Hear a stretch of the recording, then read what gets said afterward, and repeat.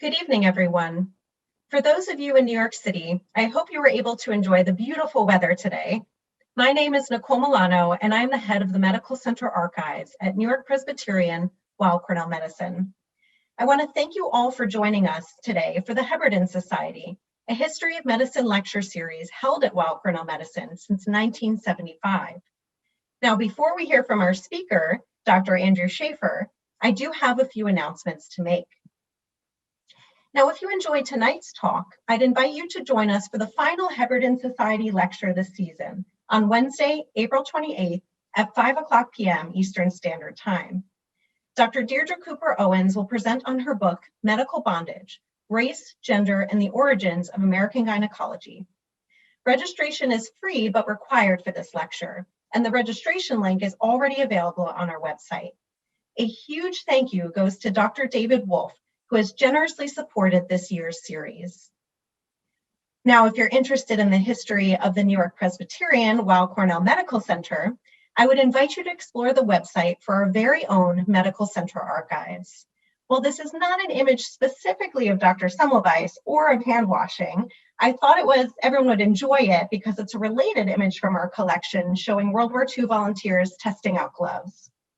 Now, the archives includes photographs and documents dating back to 1771, thousands of which are available through the link seen here. Now, I'm especially excited about Dr. Schafer's talk today, given we live in an era of increased awareness of the importance of hand washing.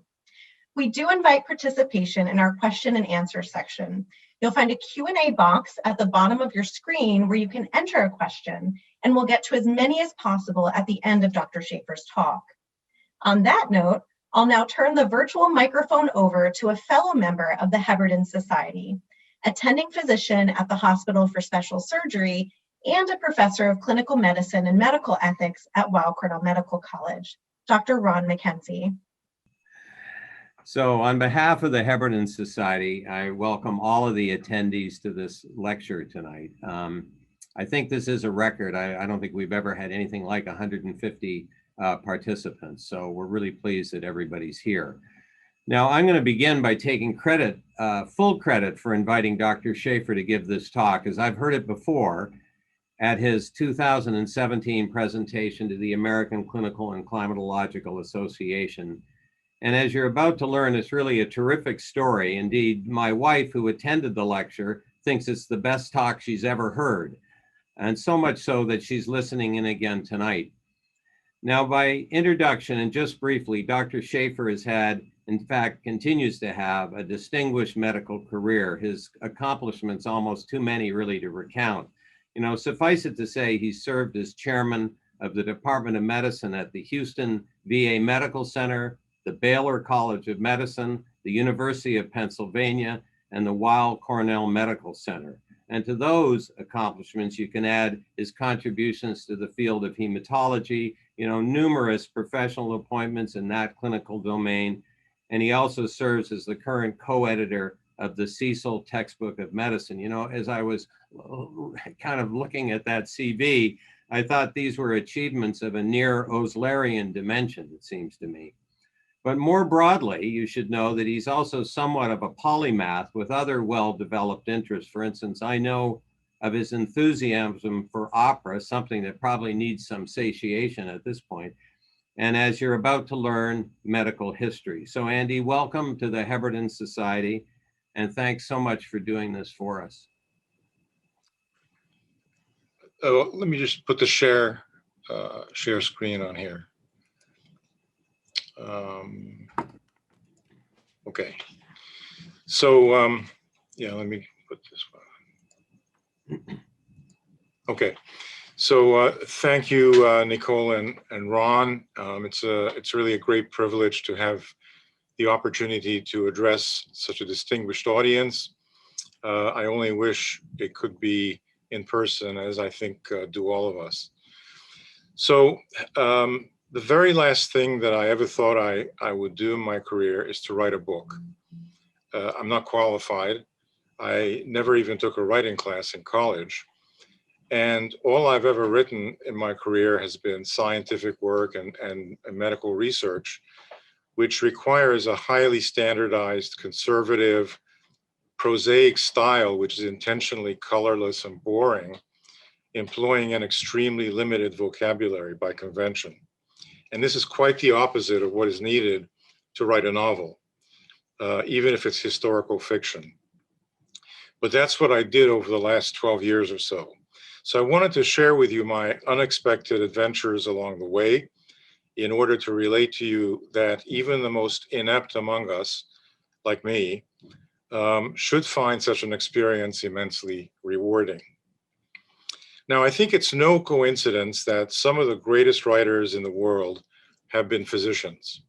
John Keats, Arthur Conan Doyle of Sherlock Holmes fame, Somerset Maugham, Rabelais, Lewis Thomas, William Carlos Williams, Chekhov, and I should say that Anton Chekhov ran an extremely busy primary care practice in the countryside in Russia while he was doing his great writing. And he famously said, medicine is my lawful wife, but literature is my mistress. And then there is Oliver Sacks, A.J. Cronin, Friedrich Schiller of William Tell fame. And then this woman, Gertrude Stein, who was almost a physician. And this is actually the only photograph we have of her as a fourth-year medical student at Johns Hopkins. But she was actually denied an MD degree shortly before her scheduled graduation by, at least in part, as a result of a letter by someone named William Osler. But it all turned out well. So in any case, I don't think really that there is any genetic basis for this relationship between being a physician and being a writer.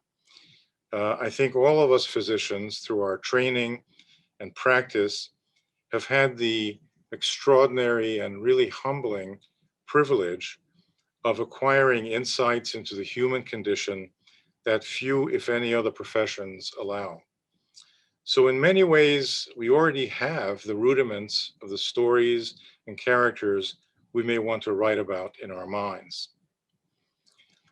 Now, my story begins here. I was born and raised in Budapest, Hungary, behind the old Iron Curtain during the oppressive Soviet communist-controlled days of post-World War II Hungary. My father was a prominent lawyer who was actually stripped of his position and forced to work in a factory because he had refused to join the Communist Party. And unfortunately, my mother was often away. My dear mother had required prolonged psychiatric hospitalizations for depression. But otherwise, as I recall it today, it was an otherwise quite happy childhood.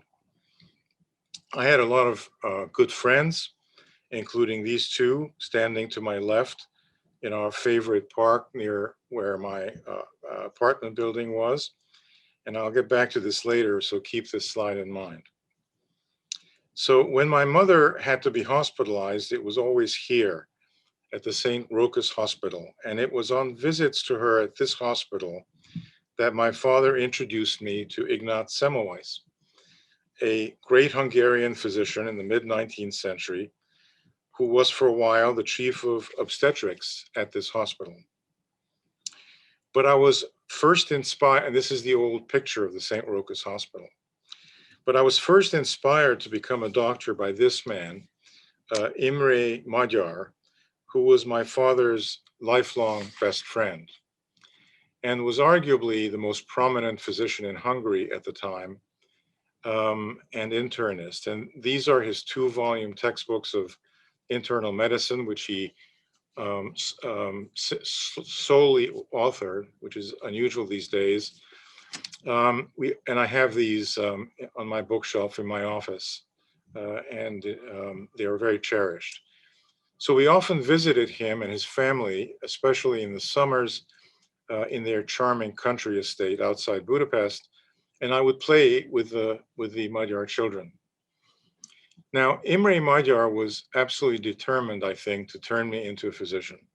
So like my father, he also talked to me sometimes about this Hungarian doctor named Semmelweis, who made a great medical discovery in the 1840s, something about hand washing, and a discovery that was shamefully ignored by the medical community at his time, driving him to madness at a young age, and then a mostly mysterious death in a Viennese insane asylum when he was only 47. But then, for me and other Hungarians, the normalcy of life came to an abrupt end on the afternoon of October 23rd, 1956. The Hungarian Revolution erupted. I was only 9 years old at the time. We lived on the main boulevard in Budapest, which is actually shown here. So we were in the thick of fighting and seemingly surrounded every day by piles of dead bodies and burned out tanks.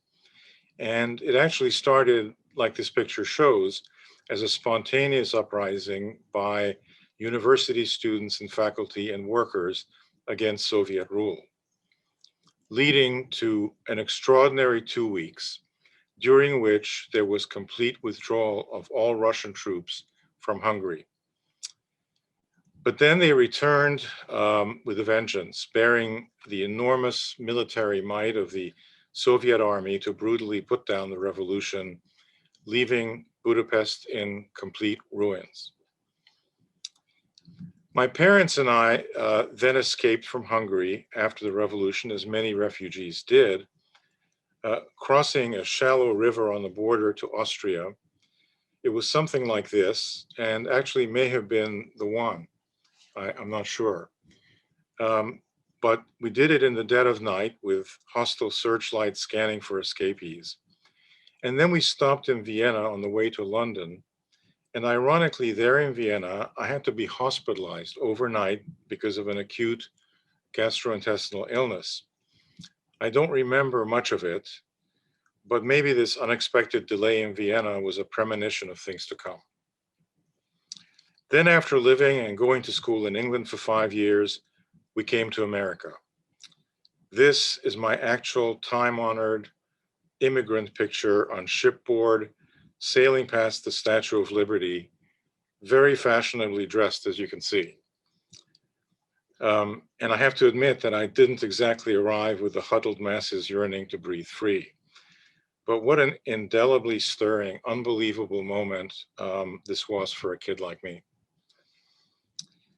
And by this time, the story of Semmelweis had become buried deep in the recesses of my subconscious. And there it remained until one day about 12 years ago, when as chief of medicine after I arrived at Cornell, I was admonished by the hospital's board during our annual quality improvement presentation, when I reported that our physicians in the Department of Medicine had fallen just short of the expected 92% compliance rate for hand washing, hand hygiene, with our patient encounters. It was a really bad scene. Many of you might empathize. But of course they were right. In fact, afterwards I wondered, why was the expected compliance rate only 92% in the first place? After all, was Semmelweis who proved in the 1840s, well before the discovery of the germ theory of disease, that hand washing is a potentially life-saving requirement for clinical practice. And it was at that moment, literally as I tiptoed back to my seat from that ill-fated presentation to lick my wound, so to speak, that I decided that I must learn everything about the true story of Ignaz Semmelweis. What he proved, how he proved it, why he was snubbed by the medical community, and what actually did happen to him in the end. Now we go back to 1818. The Habsburg Empire, at its height, shown here, occupied almost half of Europe. It was a conglomerate of widely diverse nationalities, cultures, languages, and religions. But its imperial capital was firmly, right here, firmly and autocratically ruled by and rooted in Vienna. Hungary was a mere colony. Only much later did it become part of the Austro-Hungarian Empire. And Ignaz Semmelweis was born in 1818 to these comfortably middle-class parents in this house. And this is a photo from 1900 on the Buddhist side of the Danube. Today it houses an excellent medical museum devoted to him, which is really worthwhile visiting if you're in Budapest. By all accounts, Ignaz was a good, diligent student, and he was well liked. And he was sent to Vienna to study medicine. At that time, the University of Vienna was the unrivaled mecca of medicine in the world. And young Semmelweis arrived and was awed, just like I may have been awed the first day of freedom in Vienna in 1957 when I had to stay an extra day because of my gastroenteritis. But from the time he arrived in Vienna, Semmelweis was simply not able to lose his rustic Hungarian persona. He had the chubby, plethoric appearance of a peasant, and he cursed like one, and he spit like one. He was inarticulate, so his very Magyar temperament, which was alternately fiery and melancholy, chafed in contrast to the staid and often haughty manners of the Viennese aristocracy and medical establishment. So what he saw was that Vienna itself was the epitome of glamour at that time. Its salons, its gardens, its palatial residences, its restaurants, concert halls, and even its stables were fabulously opulent. But there was another side of Vienna shown in this drawing, just outside the Great Wall shown here that encircled the city, the inner city, for centuries. And beyond this wall lived a teeming, rapidly growing population of workers and an ever-increasing population of unemployed immigrants who came to Vienna from around the empire for a better life. But it was the dawn of the industrial age, and it came with the crowded tenements, the beggars, the prostitutes, the sick and dying people in the filthy, muddy streets that really reeked of waste and refuse from the open sewers. So the outer walls of Vienna, which were built and rebuilt over centuries to keep out foreign invaders, especially the Ottoman Turks, were now in effect being used to keep out the poor of Vienna itself, well away from the discomforting sight of the wealthy inhabitants of the inner city. So young Semmelweis arrived at the University of Vienna in 1837 and graduated from its medical school in 1844. And soon after his arrival there, he was introduced to its great teaching hospital, the Allgemeine Krankenhaus, also known as the Vienna General Hospital, which had been completed in 1784 under the reign of Emperor Joseph II. It was, and still is, a vast campus, as shown here, of interlocking courtyards separating its long 3 to 4 story wards. Today, they house mostly administrative offices for the university, but the campus is really intact. I took this picture on my visit, researching the subject, and this is where the obstetrics wards were, which I was very eager to find for reasons that I'll mention in a minute. And here, still intact today, except for the iron gating, was the inner gate of the courtyard where the obstetrics wards were housed, and the scene of much drama at that time, as I will show you. Now, as a student, Semmelweis lived in the 3rd floor corner apartment of this building at Wickenburger Gasse 2, near the university. And this was the student quarters of the University of Vienna. Now, as a career, obstetrics and gynecology had a very lowly reputation among physicians at that time. So especially being an unsophisticated foreigner, Semmelweis had no other options for a specialty to pursue if he wished to stay in Vienna. And therefore, with no other candidates available, he was appointed as an assistant, which is today's equivalent of a chief resident or senior resident, under the supervision of this man, Johann Klein, the autocratic, aristocratic, politically well-connected chief of obstetrics, who had risen to this position not on the basis of any merit that any one of us knows about. In fact, he had wrested the position from, in a very devious way, from this man, Johann Lucas Bohr, who was the founder of obstetrics in Vienna and one of the great academic clinicians in his field. I have to inject at this point that in researching this story, I found the political intrigues among the faculty, the maneuvering for favors, the power struggles, the turf wars, and the conflicts between medical school and hospital. They would make even the most troubled academic medical center in our country today seem like a peaceful convent. So the vast majority, the vast maternity wards under Klein consisted of over 180 beds and ran delivery numbers in the 3,000 to 4,000 range annually. Most of the women, almost all the women actually, were indigent, they were homeless, abandoned, or prostitutes. Wealthy women at that time delivered at home. And the immediate postpartum mortality rates at the hospital were horrific. They fluctuated month to month and would often exceed 30%. And these women all died of what was called at that time puerperal fever, or childbed fever, as it's called on the cover of this book. And very often their newborns also succumbed to the same disease. The cause was simply not known. And worse yet, nobody, least of all Klein and his colleagues, seemed to really care very much, since it had been that way for as long as they could remember.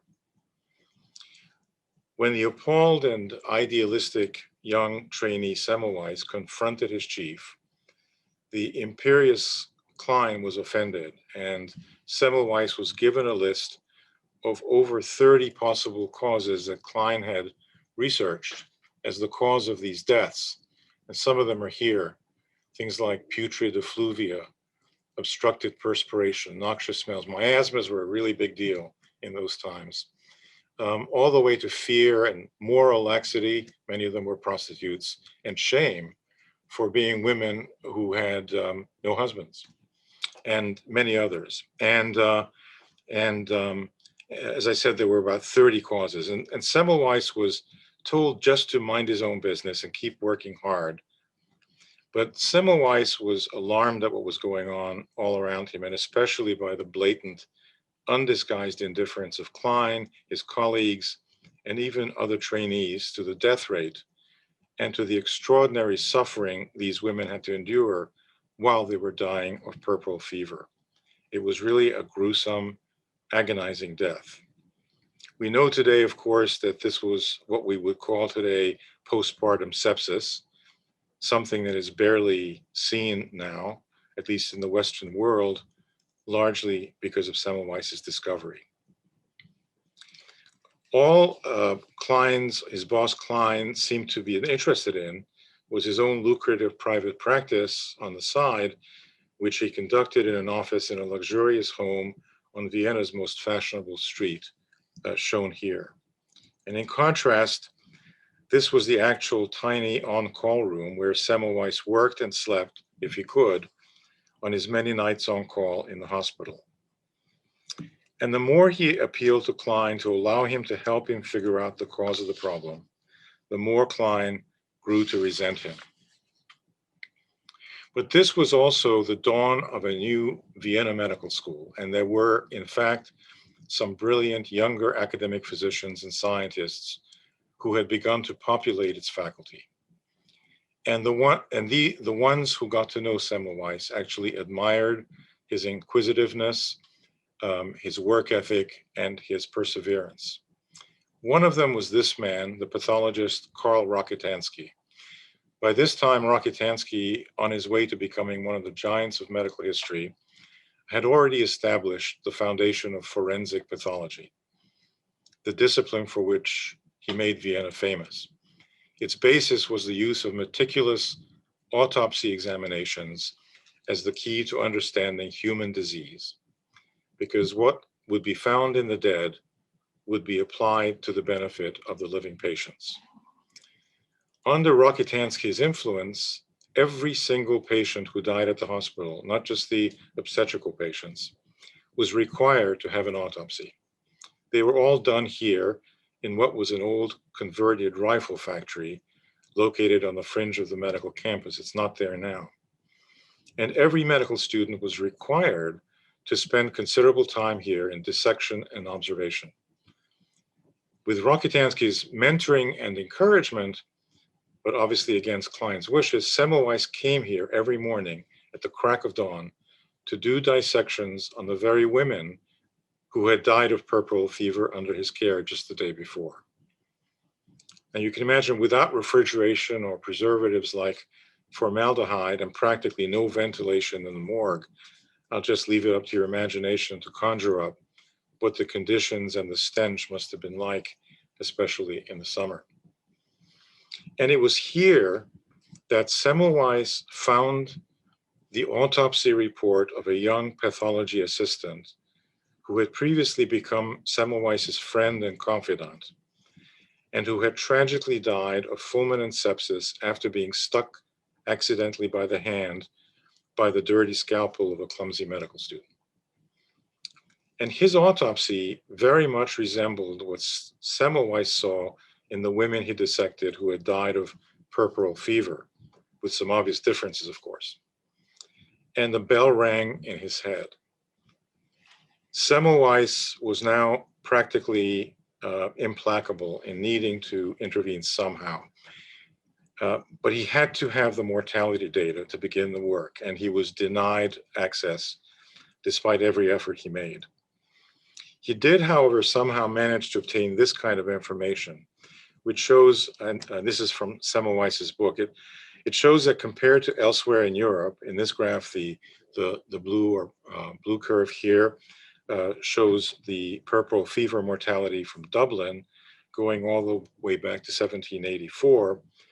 And the Vienna clinic, shown in purple or pink, which saw a dramatic jump in mortality after about 1822. And that was the year Klein took over as chief of obstetrics from Johann Bohr, the one he had unseated. But surely there couldn't have been a direct causal relationship. Despite everything else, Klein was still a competent practicing obstetrician, so this couldn't have been simply a function of clinical ineptitude on his part. And surely it couldn't have been anything diabolical about Klein personally, could it? Now, there was an important change that Klein had implemented in the running of the maternity wards in Vienna about 3 to 4 years earlier, before Semmelweis arrived. Because of Klein's longstanding disdain for midwives who were licensed to perform deliveries at that time, he was determined to prove their inferiority in outcomes of deliveries performed. He wanted to get rid of the midwives. He therefore separated the gigantic obstetrical floor into 2 adjacent wards.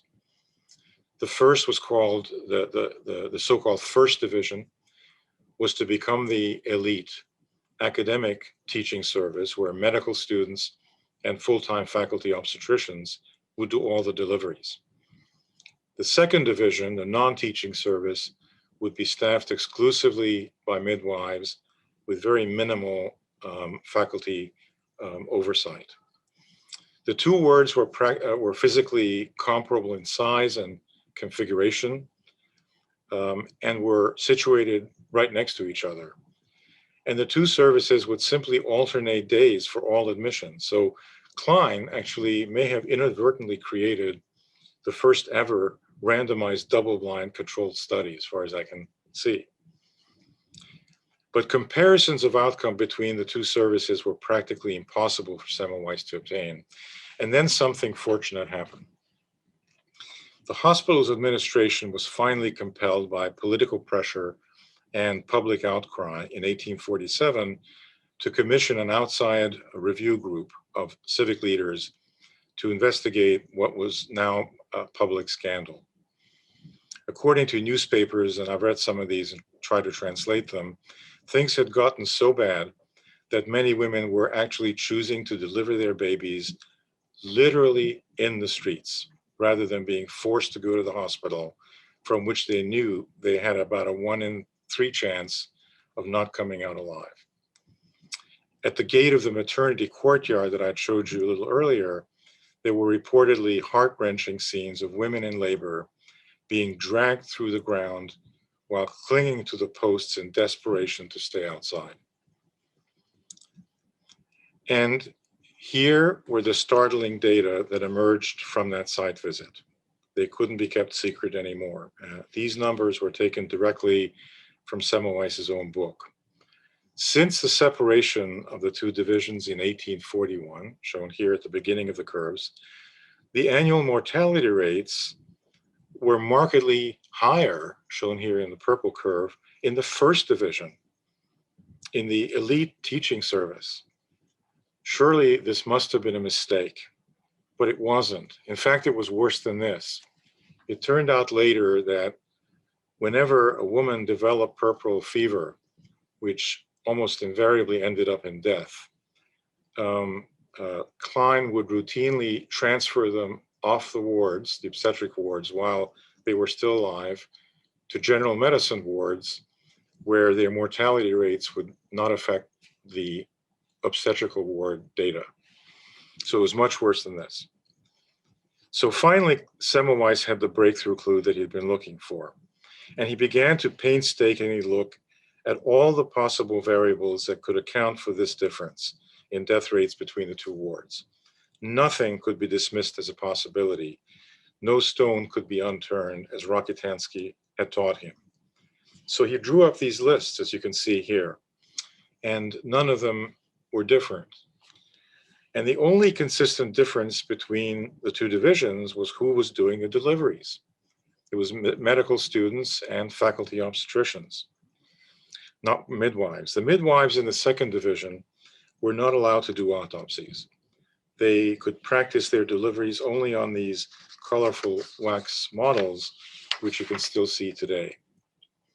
The medical school, the students, on the other hand, were required to do autopsies, and they did them dutifully every morning before walking across the courtyards to the wards to begin their daily work that involved repeated and often inept, often excessively invasive pelvic exams on women in labor. And they entered the maternity ward without so much as wiping their dirty hands, not less washing them. So ironically, it turned out to be Klein's own inflexible insistence on following to a T the rules of the medical school curriculum, including its required autopsies, that was likely responsible for the rise in mortality after he became chief of the service at this point. His predecessor, Bohr, was much more lax and actually also didn't believe in frequent and invasive pelvic exams. Now, to prove that unclean hands were the instruments for introducing puerperal sepsis into women in labor, Semmelweis now had to show that eliminating that factor would stop the carnage. So again, behind the chief's back, he researched and even corresponded with some of the great pharmacologists in Europe about what would be the most effective antiseptic or disinfectant to use. Those words were actually used at that time, even though it was decades before the germ theory of disease. And then Semmelweis Semmelweis had these wash basins containing those disinfectants placed at the entrance of the maternity teaching ward with this sign prominently posted by him: all medical practitioners must wash their hands with chlorine. And he personally stood guard like a lion at the entrance to enforce vigorous hand scrubbing by each medical student until he himself was satisfied that each one's hands no longer smelled of the cadaver stink, which he used as the endpoint for adequate scrubbing. When he found out about this, Klein became absolutely enraged at his assistant's subordination and threatened to immediately dismiss him. But by the time Klein found out about Semmelweis's intervention, it had been noted that no deaths had occurred for several days. And these are the actual data, again, from Semmelweis's book on what happened to the First Division's mortality rate after his intervention of enforcing hand scrubbing before anyone entered the maternity ward. Starting here in 1847, when the intervention began, the results were astonishing and were sustained. Let me just go back to this one. Maybe I can't. It's okay. Klein, presumably threatened and humiliated by Semmelweis's findings, basically consolidated his power and enlisted the most powerful old guard of Viennese medicine, including the incoming. Let me close this. The incoming director of the hospital, Anton von Rosas, was actually a pretty prominent ophthalmologist. But Anton Rosas was also a virulent anti-Semite, as you can read for yourselves here, this outrageous passage from one of his book chapters. And he was absolutely convinced that Semmelweis had to be Jewish because of his name, even though centuries of family church records prove that he was Catholic. So Rosas came to absolutely despise Semmelweis, and he was the incoming director. Klein also had the backing of all the obstetricians, including this man, Joseph Spate, who became one of Semmelweis's most outspoken opponents. Karl Braun was Klein's handpicked successor to Semmelweis as his assistant, and eventually became Semmelweis's foremost nemesis. The unbending opposition to Semmelweis and his discovery and the fanatical obstinacy of Viennese medical leaders really increasingly frustrated Semmelweis and gradually led to a dramatic change in his personality. As his friends observed, he became increasingly reclusive and at times would break out in volatile and aggressive behavior. But then in 1848, revolution broke out throughout Europe, especially in Vienna and Budapest, where students and faculty united with the city's workers and other impoverished working class to overthrow the imperial government. The Viennese students and workers also united with the simultaneous uprising that was going on in Hungary for its independence from the Habsburg Empire. And it didn't help Semmelweis' situation that he dressed in traditional Magyar attire, shown here, during the revolution while lecturing at the medical school. So this outward show of Hungarian patriotism infuriated the Viennese medical establishment even more. The Hungarian uprising in 1848 was eventually brutally put down by the Habsburgs, interestingly with the aid of the Russian Tsar, sort of eerily foreshadowing what was to happen almost 100 years later in another Hungarian revolution in my lifetime. And like 1956, Budapest was left in ruins by 1850. Now in Vienna, what had happened was also outrageous. He was initially what we call an aspirant to Klein, a precursor to being an assistant. Then he became assistant from 1847 to 1849, and it was routinely expected from previous experience that he would get a 2-year extension. But instead, Klein announced that he was appointing Karl Braun to be the next assistant. Semmelweis's privileges to practice obstetrics were rescinded. He was now really out of work. So he abruptly packed his bags and went back to Budapest. And all Semmelweis could get there was an unpaid job at the St. Rochus Hospital to run the obstetric service, where puerperal fever was rampant. This is, as I mentioned before, is where I went to visit my mother many times during her hospitalizations. And so Semmelweis implemented his hand washing regimen and quickly brought down its mortality rate to one of the lowest in all of Europe. and still nobody paid attention. So when Semmelweis was finally appointed chief of obstetrics at the University of Budapest, which was a dream come true, he found that its so-called teaching hospital was no Vienna General Hospital. It was this. It was a street corner storefront, a wretchedly overcrowded facility where the conditions were even worse than he had found in Vienna as Klein's assistant. And here again, against all odds, Semmelweis once more almost eliminated the problem.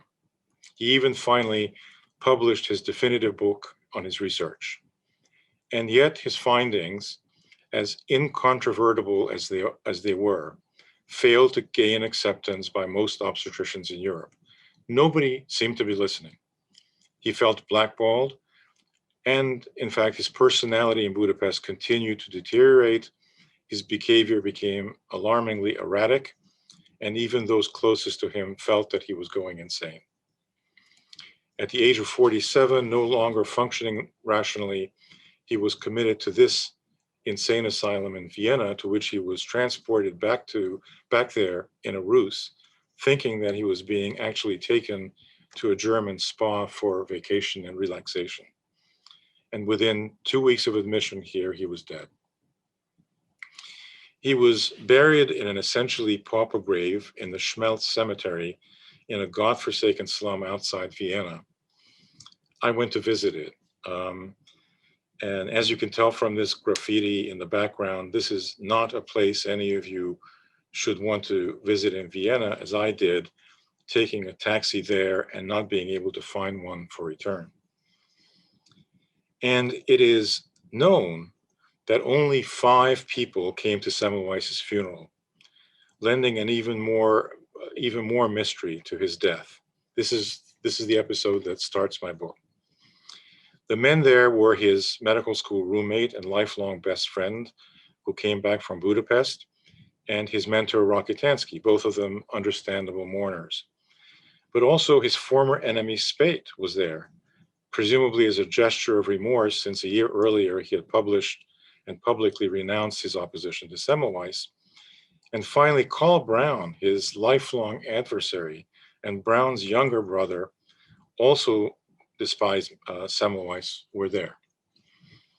And none of Semmelweis's family attended. And my book tries to shed some light on this mystery. Ironically, Rakitansky himself participated in Semmelweis's autopsy in the same morgue where Semmelweis had dissected cadavers every morning for many years. The immediate cause of Semmelweis's death was that he had been beaten to death by his guards, but the question of what caused his insanity has remained unanswered, even though his brain was also autopsied. So as I was finishing my book, I went to spend some time in both Vienna and Budapest to do some primary research on the subject. And my trip, and this is towards the end of my talk, my trip itself became a very strange story. So first I went to Vienna, hoping to search the archives of the University of Vienna's medical school in this historic building, the magnificent Josefina. But I didn't get any assistance in advance. In fact, when I emailed the director of the Josephinum about when I was going to be there, I got back only a curt one-answer response that said, "There is nothing for you here." But I was determined to go anyway. So when I arrived on a summer Friday morning, you can only imagine my dismay when I found this building looking like this, surrounded by barbed wire and completely wrapped. The director of the archives didn't even have the courtesy to tell me that the building was undergoing gut renovations at the time of my visit. So what is one to do at this point, other than to maybe gently break into the deserted building, which is what I did.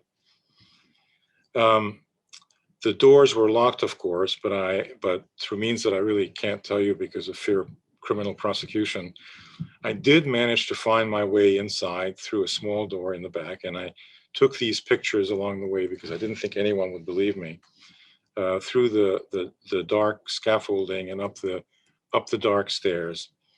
and then turning on lights as I went along from place to place, and then spent a quite productive day there in solitude, in blissful, undisturbed solitude in the archives, and actually found some very interesting things. Now, my experience with the Semmelweis archives in Budapest couldn't have been any more different. Here again, I emailed a couple of weeks before my trip to the director of the Semmelweis Archives and Library, a man named Professor Laszlo Magyar, and got back a prompt response, an email, this was the email, printed out, generously offering to provide me with all the assistance I needed when I was there, including himself. And then there was a chilling PS to this email, which most of you may not be able to see, so I'll read it to you. The PS said, "My father's best friend, István Stephen Schafer, was an excellent criminologist and sociologist. He left Hungary, as far as I know, in 1957. I do know that Schafer is a rather common name, but may I ask you whether you were relatives or not? It's a small world, who knows?" And of course, the answer was yes, that was my father. I had glossed over the director's last name because it's such a common Hungarian name, but he was indeed the son of my father's best friend, Imre Magyar, that I talked about before, the very same man who had first inspired my interest in medicine as a boy. Here are my father and Imre Magyar in their high school graduation pictures together from 1828. This is in more close-up. This is my father. This is Imre Magyar. Here is Laszlo Magyar today, his son, as the Semmelweis Archives and Library Director, showing some high school students anatomical books from medieval times. And it turned out that Laszlo Magyar was no other than this little guy with the beret here. Laci, as I always called him, my long-lost childhood friend. Neither one of us now can remember who the pretty blonde girl between us was, but we wish we could. But no matter, as you can imagine, my access to the Semmelweis papers in Budapest, unlike in Vienna, became, to say the least, completely open. So today, Ignaz Semmelweis is recognized worldwide for having made one of the most impactful contributions in the history of medicine. He basically altered medicine. As his statue today in front of the St. Rochus Hospital depicts, he is now called by many the savior of mothers. And finally, this is my one conflict of interest slide, the final product after 12 years, Unclean Hands, which was recently published and is available. So thank you all for listening. I really enjoyed it, and it was a real honor to talk to you. Thank you so much, Dr. Schafer, for this wonderful presentation. If you don't mind, if you could stop sharing your screen, we'll open it up for questions now. Okay. So thank you again, Dr. Schafer. I can see we already have some questions coming in, and I'm sure we're all very excited about that little twist at the end of your presentation, which was unexpected, and it shows how serendipitous the world can be sometimes. So our first question comes from Jean Aaron, who asks, why weren't medical practitioners open to his results and findings? Is this human nature, or did Semmelweis have personality problems in convincing the establishment? So that's a great question, which is debated today. There's no question that there is tremendous resistance to earth-shaking discoveries. I mean, it happens today, obviously. And so that was and it took decades before his work was accepted. On the other hand, he had a very volatile temperament, and although he was a very friendly guy and had many friends, he also antagonized many people. And as he became more and more disruptive, as he became more and more frustrated, I think that spilled over into the medical community and even to others in Europe. And people actually obstetricians began to think that this was the product of an insane man. Okay, and we have a question from Joshua Shore, who says, are there Semmelweis descendants in Hungary or elsewhere? That's also a great question. I'm not aware of any. We know his wife, who actually didn't come to the funeral, lived for about 20 or 30 more years, changed her name. So the Semmelweis name was gone. Her children changed their names. Maybe an embarrassment of what happened. And as far as I know, there are no living survivors, immediate survivors. Interesting. You had several children though too, so there's no survivors. Yeah. Yeah, most of them actually died. Okay. Either at birth or shortly after. Okay. We have a question from Elihu Sisman, who said, did he ever marry? Also, what did he think was being transmitted via the dirty hands? So two-part question. So yes, he did marry, although I found out that he actually had a girlfriend before that in Vienna. I actually found a love letter from Semmelweis to the woman.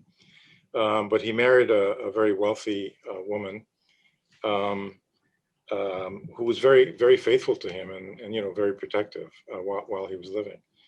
And what he thought he was transmitting, a couple of centuries earlier, Leeuwenhoek, who sort of invented the modern microscope, had found these little things floating around. He called them animalcules, which were obviously microorganisms. And so he had some suspicion that it was something like that. Okay. And I suppose it's a good transition into our next question from Ellen Sherrill, who said, is Louis Pasteur credited with his observations, with Semmelweis's observations? No, because first of all, Louis Pasteur was a PhD and he was not a medical doctor, but his great discoveries were confirmation and vindication of Semmelweis's findings, no question about that. The issue comes up about whether Joseph Lister, who is credited with being the father of Antisepsis, who was a Scottish surgeon and became Queen Victoria's obstetrician, whether there was something there. And I don't want to indict Lister, but he claimed throughout his life that he had never heard of Semmelweis and never read any of his publications or his book. But obviously, surgical antisepsis came very much directly from this. Okay. Harold Weinstein says, thank you for a wonderful lecture. In the email that you showed from your friend, it says that he believes your father to have left in 1938, not 1957. So he just is wondering, is that his error or a deliberate change on your part? No, it was his error. So I actually fudged it and changed it. Okay, great. We don't mind fudging as long as it's correct. Then Joshua Shore says, his name sounds German. Was the family originally German? Yes, it was Hungary was occupied by many different nationalities also. It's a hodgepodge of people. And there was a Germanic ancestry that was involved. So it was a German name. Obviously Austrians speak German, so it's also that, but that was the case. And one of his faults actually was, or one of the things that was a real adversity for him, is that he never had the accents right. So when he went to Vienna for medicine, he still had like a Hungarian accent. And when he went back to Hungary, he still had that tint of a Germanic type of accent. So everywhere he went, he was viewed as a foreigner. Fish out of water in both places. Dr. Joseph Finn says, Andy, spectacular talk. Thank you. Did Semmelweis leave any diaries or letters that reflect how he dealt with all of these personal and professional challenges? No, that's a great question. No, he didn't. But what he did leave behind was published letters that he sent to obstetricians around Europe, which were really nasty letters about why they weren't paying attention to him. They were offensive. They were incredibly rude. And that also probably inflamed the medical establishment. But they're very personal letters to people. I mean, he called obstetricians in Europe murderers, literally. So yeah, you can imagine. Somewhat inflammatory. Yeah. Milton Weiderman says, please tell us of the evolution of the acceptance of his discovery. So it came slow. I think it came slowly. First of all, Lister went to visit Hungary, where surprisingly, people didn't talk about Semmelweis. At that point, he was a persona non grata. And then gradually, partly aided by Pasteur's discoveries and then Lister's, he became credible. His findings became credible. And, just gradually people picked up the practice, 20 years later, and they were finding the same thing Semmelweis found. Right.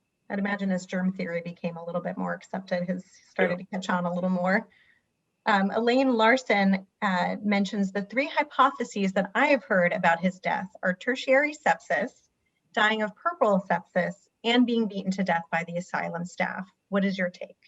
Yeah, so those have been thought about, especially syphilis. Newland, who's a historian who recently died, who wrote a short biography of Semmelweis, actually consulted his pathology friends, and they determined that the autopsy findings suggested that he had Alzheimer's disease. They had all the characteristics of Alzheimer's disease. My personal theory is that just reading the very details of how he behaved and some of his personality traits, that he may actually have been poisoned with mercury. And it turns out that the brain findings, anatomical and histopathological brain findings in Alzheimer's disease are very similar to what one sees in chronic mercury poisoning. And this leads to all sorts of conspiracy theories about whether the obstetricians who hated him actually conspired not necessarily to kill him, but to discredit him and make him insane. Interesting. I suppose that relates to another question we have from Douglas Mintz, who also says that was superb. Thank you.